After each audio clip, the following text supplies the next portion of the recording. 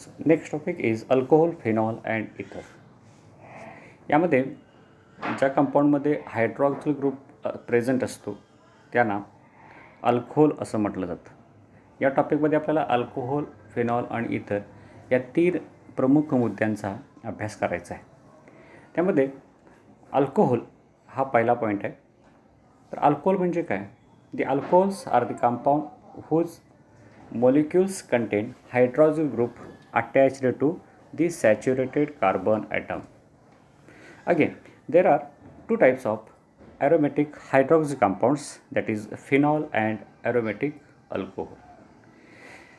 Phenol म्हणजे फिनॉलमध्ये hydroxyl group जो attached असतो तो डायरेक्टली बेन्झिन न्यूक्लियसला अटॅच असतो.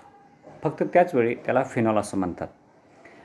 आता ज्यावेळी हायड्रॉक्सिल ग्रुप हा ॲरोमॅटिक रिंगच्या साईड चेनमध्ये अटॅच्ड असतो त्यावेळी त्याला ॲरोमॅटिक अल्कोहोल असं म्हटलं जातं. यामध्ये पुढचा जो पॉईंट आहे तो म्हणजे classification. What is the classification? The classification of alcohol and phenol is on the basis of number of hydroxyl group present in the compound. They are classified into mono, that is single, di, two, tri and polyhydric compounds. The examples are seen in this, that is ethyl alcohol, ethylene glycol, glycerol and the phenol. These are the examples. Again, the monohydric alcohol are further classified into depending upon their types of hydroxyl group where they are present.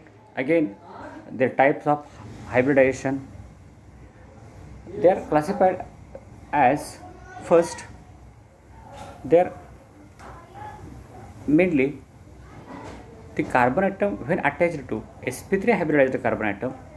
Then in this classification these alcohols are classified as primary alcohol, secondary alcohol and tertiary alcohol. Also they are classified into allylic alcohol, in which when the OH group is attached to sp3 hybridized carbon atom which is further bonded to carbon-carbon double bond. It is called as the allylic alcohol. These allylic alcohol are again classified into primary, secondary and tertiary alcohol.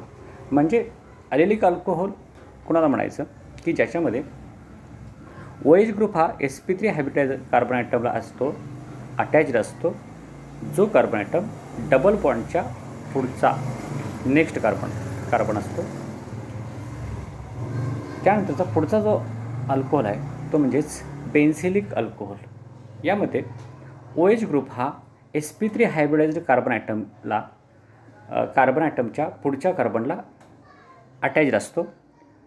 Aromatic रिंगच्या पुढच्या कार्बनला ज्यावेळी attach असतो त्यावेळी त्याला बेन्झिलिक alcohol असं म्हटलं जातं. यामध्ये देखील पुन्हा आणि प्रायमरी, सेकंडरी आणि टर्शियरी अशा प्रकारचं क्लासिफिकेशन असलेलं पाहायला मिळतं. आता हे झालं sp3 कार्बन ॲटमनुसार अल्कोहोलचं क्लासिफिकेशन. दुसरं क्लासिफिकेशन आहे ते म्हणजेच ज्यावेळी अल्कोहोलमध्ये sp2 कार्बन OH बॉन्ड असतो. यामध्ये OH ग्रुप हा डायरेक्टली sp2 हायब्रिडाइज्ड कार्बन ॲटमला अटॅच असतो. आता या प्रकारच्या अल्कोहोलला व्हिनिलिक अल्कोहोल असं म्हटलं जातं. उदाहरणार्थ व्हिनिल अल्कोहोल म्हणजे हा जो CH आहे हा डबल बॉन्डला अटॅच आहे. हा हायड्रॉक्सिल ग्रुप जो आहे हा हायड्रॉक्सिल ग्रुप हा डायरेक्टली त्याला अटॅच आहे. म्हणजे हा कार्बन जो डबल बॉन्डला अटॅच आहे CH जो कार्बन आहे तो sp2 हायब्रिडाइज असलेला कार्बन ॲटम असं म्हणतात. नंतर त्यानंतरचे पुढचा जो पॉईंट आहे तो म्हणजेच classification of ether. The ethers are the compound which consist the oxygen atom bonded to two same or different alkyl groups. These alkyl groups, again there are also aromatic ether in which there is an aryl group is attached to oxygen atom. आता तो आपण next पॉईंटमध्ये बघणारच आहे. तर यामध्ये आपल्याला इथरचं classification देखील आपल्याला अशा प्रकारे पाहायला मिळेल की ज्यामध्ये ज्यावेळी सेम इथर सेम अल्किल ग्रुप्स जर अटॅच असतील तर त्याला सिमेट्रिकल इथर किंवा सिम्पल इथर असं म्हटलं जातं. आता हे दोन्हीही अल्किल ग्रुप एकाच प्रकारचे म्हणजे सेम असणारे ज्यावेळी ऑक्सिजनला अटॅच असतात त्याला सिमेट्रिकल इथर किंवा सिम्पल इथर असं म्हटलं जातं.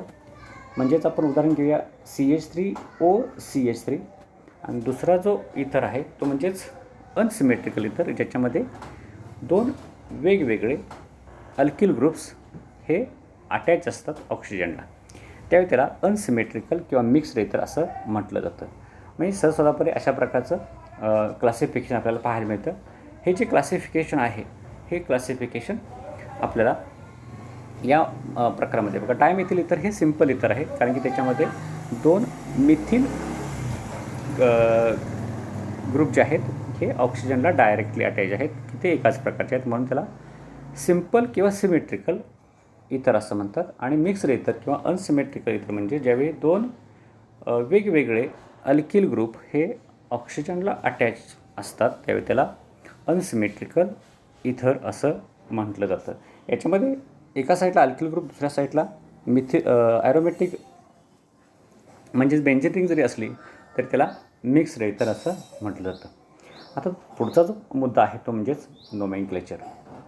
आता नोमेनक्लेचरमध्ये अल्कोहोल हे वेगवेगळ्या पद्धतीनं जसे इतर आपण ज्या अकरामध्ये शिकलेलं आहे त्या पद्धतीनं नोमेनक्लेचरचा हा पार्ट आहे. अल्कोहोलचं नोमेनक्लेचर हे तीन प्रकारे नॉर्मली केलेलं पाहायला मिळतं.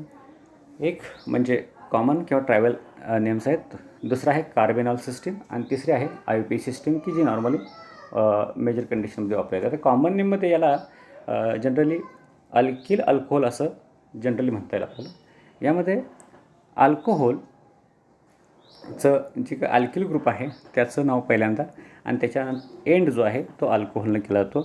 उदाहरणार्थ इथिल अल्कोहोल म्हणजे अल्किल ग्रुप जो आहे त्याचं नाव पहिल्यांदा आणि शेवट अल्कोहोल या शब्दानं त्याचा शेवट केला जातो. आता यामध्ये कार्बेनॉलची सिस्टीम आहे, ही कार्बेनॉल सिस्टीम आहे ते तू जा बाबा तू